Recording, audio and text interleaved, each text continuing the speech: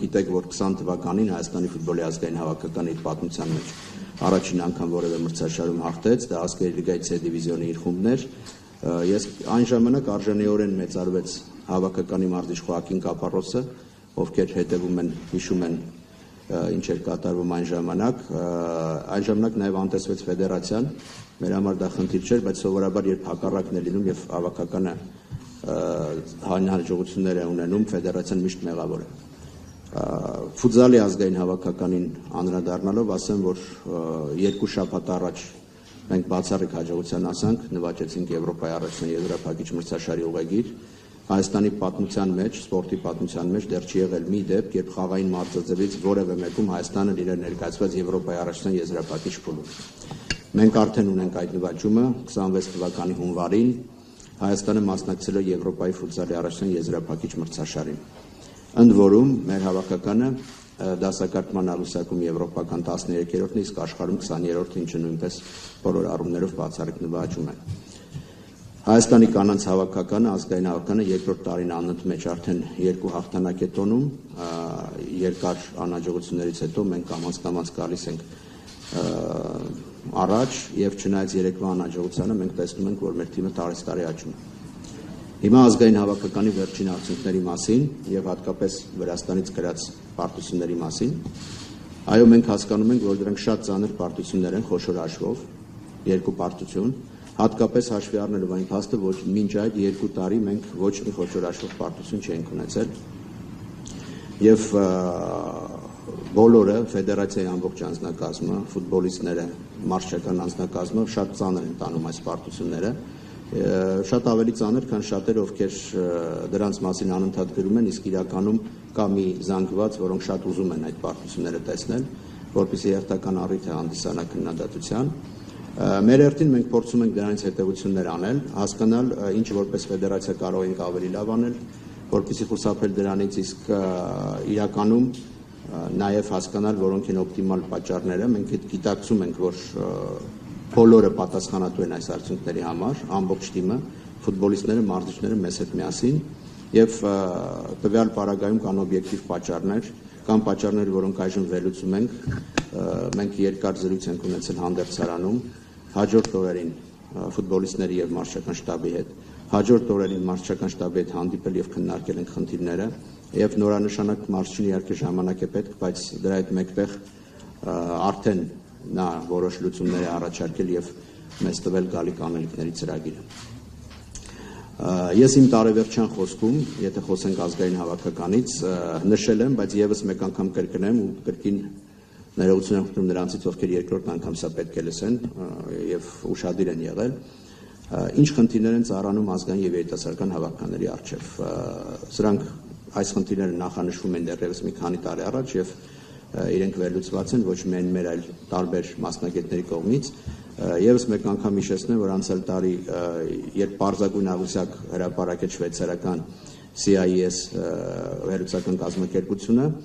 համաձայն դրա Հայաստանի հավաքականում մինչև 21 տարեկան ֆուտբոլիստների քանակը կազմում էր 19.1%, 22-ից 25 տարեկան ֆուտբոլիստների քանակը 35.9%, իսկ 26-ից 29 տարեկան ֆուտբոլիստների քանակը 6.8%։ 30 անց ֆուտբոլիստների քանակը 38% է Հայաստանի հավաքականում։ Այս վերջին ցուցանիշով մենք Եվրոպայում առաջատարներից ենք, մինչև 21 տարեկանների ֆուտբոլիստների ներգրավման քանակով առաջատարներից ենք եւ ըստ մասնագետների դրանք դրական միտումներ չեն։ Մինչդեռ 26-ից 29 տարեկան ֆուտբոլիստների քանակով մեր ցուցանիշը վատագույնների եռակում է աշխարհում, մենք միայն Սամոային ենք զիջում եւ դա 6.9% է։ Այսինքն այն հիմնական տարիքը, որ պետք է կազմի յուրաքանչյուր հավաքականի կորիզը,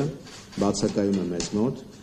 բայց ոչ թե բացակայում է, որովհետեւ մարզիչները չեն ցանկանում այդ տարիքի ֆուտբոլիստներ ընդգրկել, այլ ուղղակի այդ տարիքի ֆուտբոլիստները շատ փոքր քանակ են կազմում հայաստանցի ֆուտբոլիստների մասին է խոսքը։ Եվ համեմատության համար միշտ սիրում ենք համեմատել Վրաստանի հավաքականի հետ, ասեմ, որ այդ տարիքի ֆուտբոլիստները կորիզն են կազմում 35% մոտ Վրաստանի հավաքականը։ Արդյոք Հայաստանի հավաքականի տարբեր մարզիչներ ունեցել են այդ ֆուտբոլիստներին եւ չեն ընդգրկել հավաքականում։ Եվս մեկ անգամ ասեմ, որ ոչ, նրանք ստիպված են եղել այդ շակերտավոր, ասենք, կորուսյալ սերնդի պակասը լրացնել շատ ավելի երիտասարդ ֆուտբոլիստներով Եվ այս process-ը անընդհատ շարունակվում է վերջին 2-3 տարում։ Պետրակովը սկսել է այդ process-ը 6-7 ֆուտբոլիստ երիտասարդականից բերել ազգային, հիմա արդեն Ջոն Վանցխիպը առաջին իսկ հավաքին 2 ֆուտբոլիստ հրավիրել է երիտասարդական հավաքականից, որոնք միացել էին ազգային թիմին, չգիտեմ հետագայում կհրավիրի թե ոչ, բայց դեռևս այդ խորությունը ապահովելու համար իսկ Հայաստանի հավաքականի հիմնական խնդիրը խորության պակասն է, որովհետև գիտենք, երբ որ մեր 2-3-4 ֆուտբոլիստ վնասվածք ունեն կամ ինչ-ինչ պատճառներով չեն մասնակցում խաղերին, մենք լուրջ խնդիրներ ենք ունենում, հատկապես եթե խոսքը վերաբերում է առաջատար ֆուտբոլիստներին։ Եվ երբ մենք խոսում ենք երիտասարդական հավաքականի նախորդ ընտրական փուլի մասին, որը մենք ձախողել ենք գնահատականներով բոլորի եւ ընդունում ենք դա, մենք պետք է ընդգծենք, որ այո, երիտասարդական հավաքականը խաղում էր իր տարիքի առանց 7 ֆուտբոլիստների եւ ստիպված էր ներքևից ներգրավել նաեւ ֆուտբոլիստներ։ Ակնհայտ է, որ եթե այդ ֆուտբոլիստները երիտասարդական լինեին, գոնե արդյունքները մի փոքր կտարբերվեին։ Նրանք տեղափոխվել են ազգային, որպեսզի այդ տարիքային բացը լրացնել, եւ մեզ դեռևս 2-3 տարի հարկավոր է, որպեսզի այսօր 18-ից 23 տարեկան ֆուտբոլիստներ լրացնեն այդ բացը եւ կազմեն հավաքականի կորիզը։ Մենք շատ երկար քննարկել ենք եւ երիտասարդական հավաքականի մարզիչ Արմեն Գյուլդավանցը մեծ ծրագիր է ներկայացրել, նախանշել է գալիք փուլի անելիքները, ըստ ծրագրվածի նաեւ կլինեն եւս մի քանի 20 մինչեւ 21 տարեկանների հավաքականի ֆուտբոլիստ, որոնք կարող են ազգային հավաքականը համալրել։ Մենք հիմա գտնվում ենք այո բարդ եւ անցումային փուլում, սակայն բավական կանխատեսելի է, մոտավորապես իհարկե, որովհետեւ ֆուտբոլում շատ դժվար է հստակ կանխատեսում անել, բայց մենք պատկերացնում ենք ինչ կլինի 2-3 տարվա ընթացքում։ Ընդհանուր առմամբ մի փոքր խոսենք, որովհետեւ չափից դուրս շատ են, երբեք չենք անդրադառնում, երբեմն աբսուրդայնության տեսանկյունից չենք ուզում անդրադառնանք, բայց այսօր խոսենք այն մեղադրանքների մասին, որ Հայաստանի ֆուտբոլի ֆեդերացիոն կոռուպցիա է եւ այլն եւ այլն։ Իդեպ այդ գրողները շատ լավ գիտեն, որ ոչ մի կոռուպցիայի մասին խոսք լինել չի կարող, դա շատ մանիպուլատիվ հայտարարություններ, որտեղ երբեք ոչ փաստարկված, բայց ասեմ, որ օրինակ Հայաստանի ֆուտբոլի ֆեդերացիան նախորդ տարի իր ենթակա կազմակերպությունների հետ միասին 1 միլիարդ դրամից ավել հարկ է վճարել պետբյուջե, եւ այս թիվը մի քանի անգամ մեծ է նախորդ տասնամյակի ցուցանիշներից, ընդ որում Հայաստանի ֆուտբոլի ֆեդերացիայի բյուջեն չի փոխվում։ Ավելանում է հավաքականների քանակը, պրոֆեսիոնալ եւ մանկապատանեկան առաջնություն թիմերի քանակը, ինչը լրացուցիչ ծախսեր է առաջացնում, բայց մենք ստաբիլ կարողանում ենք նաեւ բոլոր տեսակի հարկային բեռը վերցնել մեզ վրա կատարել եւ բացի դա նաեւ փորձել ինչ որ զարգացման հիմնակարար դնել։ Վերջերս UEFA-ի Grow ծրագրի վերլուծաբանները ներկայացրել էին